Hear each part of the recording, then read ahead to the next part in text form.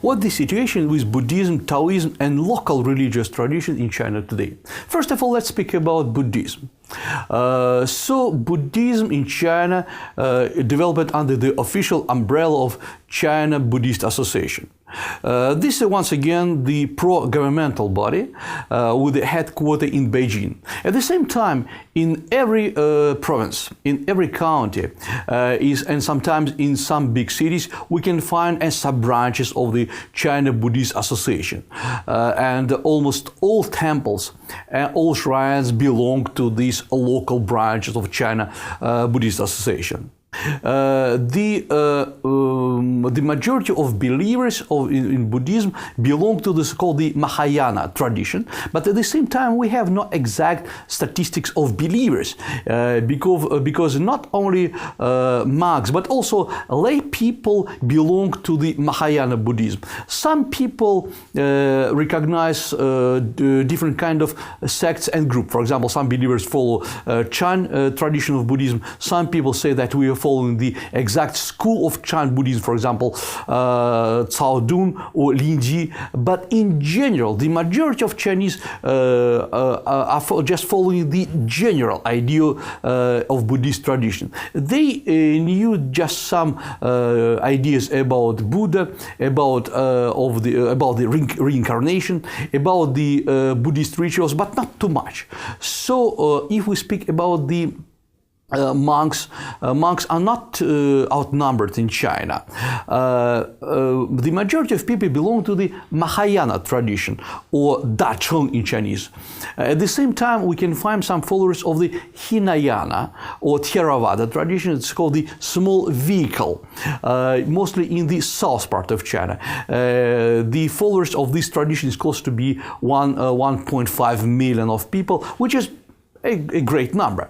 At the same time, there are a lot of followers of the Vajrayana tradition, the official name of the Tibetan Buddhism or Lamaism. Mostly we can find such believers in autonomous Tibetan region in China. But at the same time, there are a lot of believers and followers of the Vajrayana tradition in Beijing, in Shanghai, and even today some Chinese elites, for example, from the art underground, they follow the Tibetan idea of the eternal mercy. And but officially, it's prohibited to support Dalai Lama. So Tibetan tradition officially supported, but not Dalai Lama himself. So officially there are more than 6.5 million of the followers of the Vajrayana Buddhism in China. Chinese government supports some universities. For example, Tibetan University with a strong influence, strong emphasis in Tibetan Buddhism. There are a lot of special institutions, research institutions on the history and practice and logic and different kind of scriptures of Tibetan Buddhism.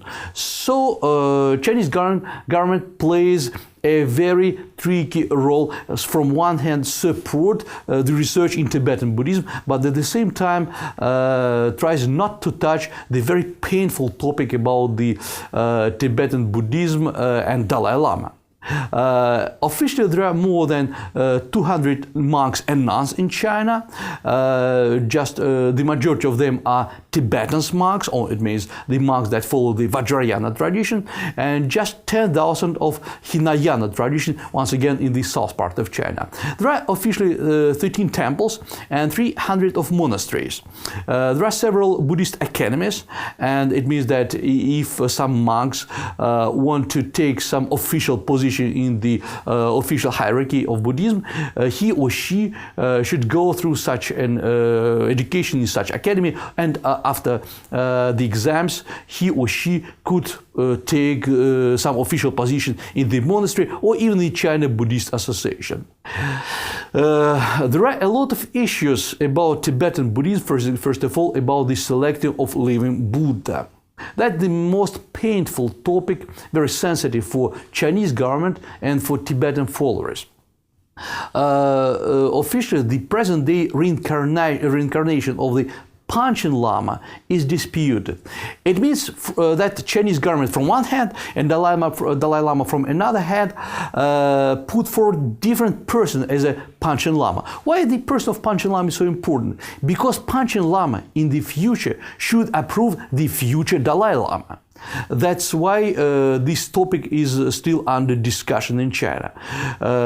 So Buddhism is full of contradictions in present-day China.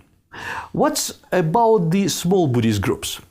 Beside these monasteries and big temples, we can find almost everywhere small Buddhist groups led by present or former monks. And these monks play very big role, and they have a very high authority, especially in the local community. For example, they could be kind of local judges in the during some local discussions, for example, in the village level. They establish usually the so-called the research society. For example, the research society of the Buddhist mercy, of the research society of Buddhist traditions. Officially, these associations are not religious one, just a research like an academic societies. But usually people who take part in these activities, not just Buddhist followers, but also leaders of the local Buddhist non-institutional activities and religions. So there is a local Buddhist leadership, especially in the central parts of China, for example, in the Henan province, and you can find a lot of contradictions between the official Buddhism in the monasteries and the local Buddhist communities, and the majority of people could support these local teachers and local masters, and not, for example, the abbot of the local Buddhist temple. At the same time, Buddhism as well as Taoism turned to be a new kind of commerce and tourist attraction. Maybe the mostly famous one, it's a tourist attraction in the Shaolin Temple, where so-called monks, which are not monks but just a very good athletes, demonstrate very high level of ability of so-called Kung Fu, but they are not Buddhist, in general not Buddhist followers. But for tourists, for foreigners, as well for Chinese, all these activities, all these demonstrations and presentation are taken as a real demonstration of Buddhism, which are not. What's about Taoism? We can find actually the same trends in modern-day Taoism. First of all, there is a state-controlled Chinese Taoist association with a headquarters in Beijing in the Baiyunyuan, the monastery of the White Cloud. Taoism is not very actively supported by the state, because Taoism is not, according to the state opinion, is not very highly socialized religion. And there are a lot of issues about the so-called the superstitious cults, like, for example, Feng Shui or different kind of divination cults. And there are a lot of problems with the construction of the new Taoist temples and statues. So the number of Taoist monks is not very great. And at the same time, a lot of people are just using some kind of derivation from Taoist tradition. For example, Chinese medicine, which is not completely Taoism, but which came from Taoist tradition as well, for example, as meditation or breathing exercises. Officially, there are two main branches in China. It's Qianzhen Dao and Zhenyi Dao, which came usually from the 17th century. Zhenyi Dao hereditary office was reclaimed by Taoist Association in 1995. So there are once again a lot of contradictions about what is official and unofficial Taoism in China.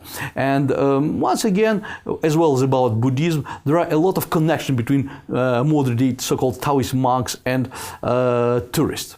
Officially, there are more than 25,000 of priests and 1,700 or maybe more temples in China. Some temples are open for all tourists, for the visitors, but at the same time, there are a lot of small shrines and temples in the high mountains in China, which is not easily reached by the visitors. And in these monasteries, for example, in the Emeishan or Udanshan, we can find a very traditional cults practice and so-called the indigenous tradition of Chinese Taoism. And in these places outside of big cities, there are a lot of unofficial priests and temples, which are highly praised by the local population. We can see completely different picture of Taoism in Hong Kong and Taiwan.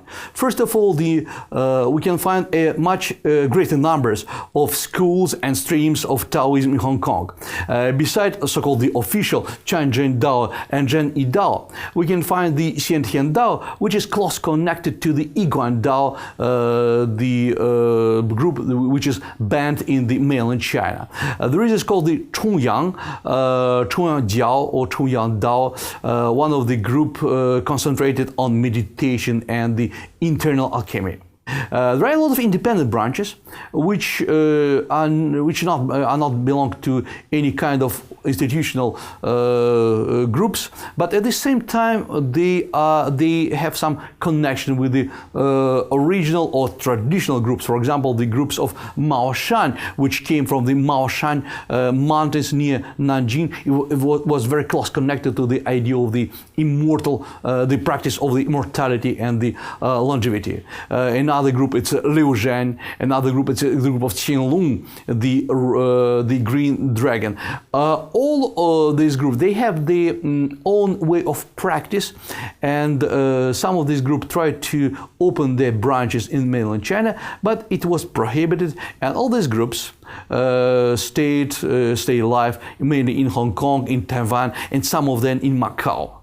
However, beside this great tradition like Buddhism and Daoism, there are a lot of local religions which are close connected to the national religious traditions. And we'll speak about it right now.